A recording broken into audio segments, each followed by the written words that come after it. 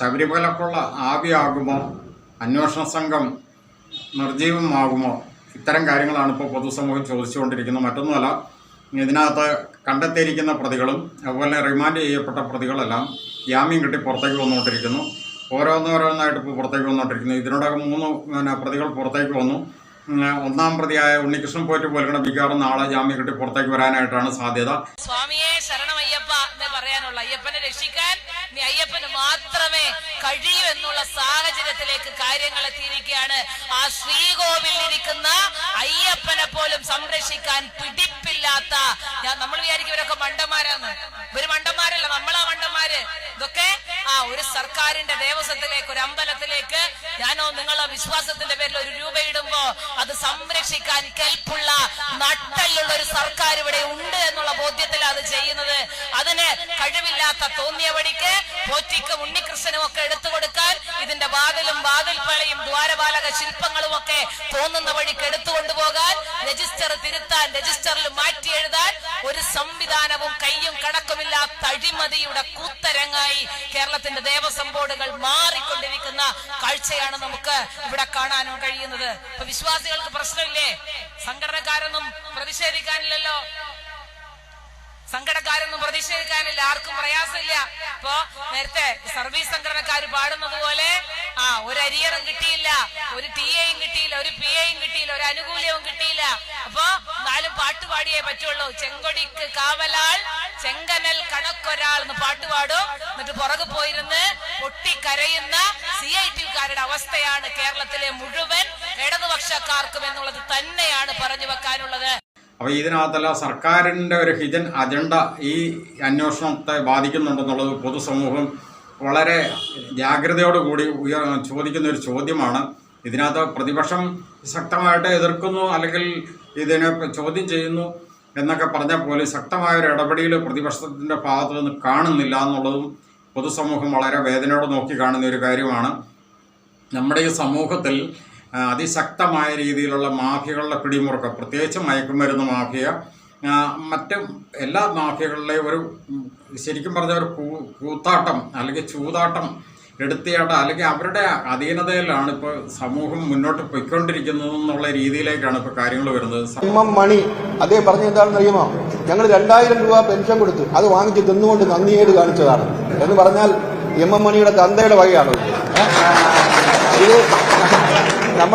നമ്മുടെയൊക്കെ നികുതി കൊടുത്ത ആ നികുതി പണം കൊണ്ട്, അല്ലാതെ മണിയുടെ കുടുംബത്തൊത്തല്ലല്ലോ, മണിയുടെ കുടുംബത്തൊത്തെടുത്തല്ലോ ഈ പെൻഷൻ കൊടുത്തത്.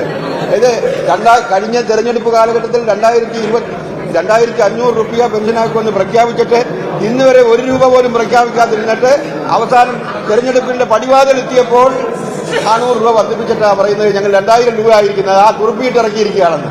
പെണ്ണുങ്ങളെ, നിങ്ങളെല്ലാം വീട്ടിൽ ഇരുന്നാൽ മതി, 1000 രൂപയാ. ഞങ്ങൾ നേതാക്കന്മാർ ഭാരവുമായി വരുന്നുണ്ട്. ഈ തട്ടിപ്പിലൊരു തനി തട്ടിപ്പാണെന്ന് മനസ്സിലാക്കിക്കൊണ്ടല്ലേ ഈ തെരഞ്ഞെടുപ്പിൽ പ്രബുദ്ധരായ സമ്മതിദായകർ വോട്ട് ചെയ്തതെന്ന്.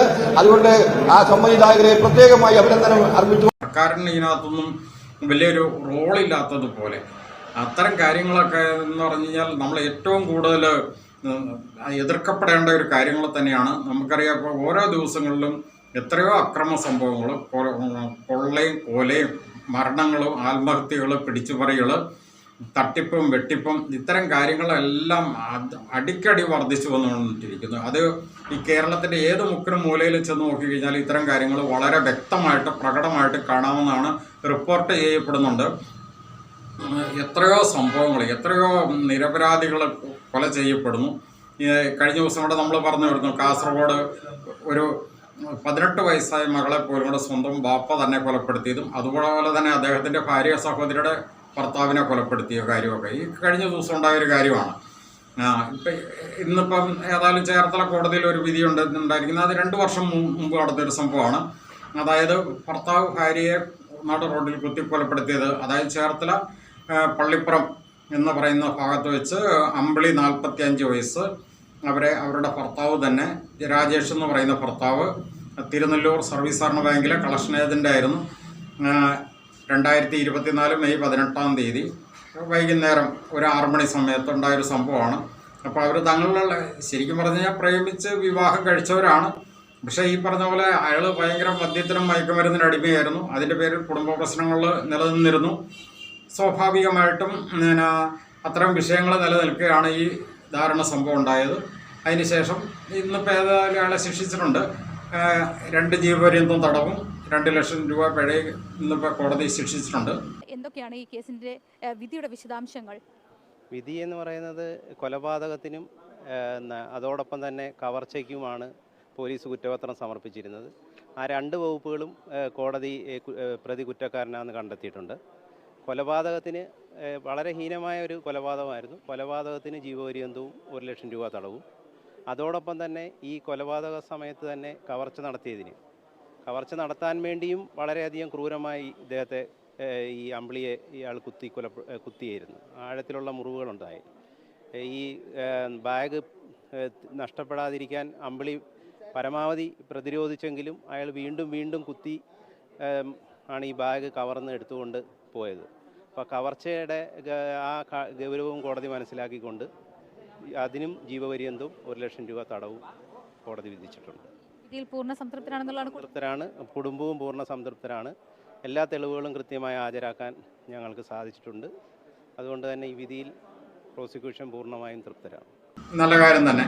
എന്തായാലും അതിനകത്ത് നിയമപാലകരും അതുപോലെ തന്നെ നീതിന്യായ വ്യവസ്ഥയും വേണ്ട രീതിയിലുള്ള ജാഗ്രത പുലർത്തി എന്ന് വേണം നമുക്ക് അനുമാനിക്കാനായിട്ട്. പക്ഷെ അതുകൊണ്ടൊക്കെ കാര്യമില്ലല്ലോ. ഇതിങ്ങനെ ഈ സമൂഹത്തിൽ ഇത്തരം വിഷയങ്ങൾ വളരെ ഭയാനകമായ വിധം വർദ്ധിച്ചു വന്നുകൊണ്ടിരിക്കുന്നതിന് ഒരു തടയിടുന്നതിനകത്ത് സർക്കാരിന് യാതൊരു ഉത്സാഹവും ഇല്ല എന്നുള്ളതാണ് നമ്മളിതിനകത്ത് പറഞ്ഞു വെക്കാനായിട്ട് ഉദ്ദേശിച്ചിരിക്കുന്ന ഒരു കാര്യം. 2 മിനിറ്റുള്ള 4 വീഡിയോ ചെയ്യുന്നതിന് എത്ര രൂപ ചിലവാകും?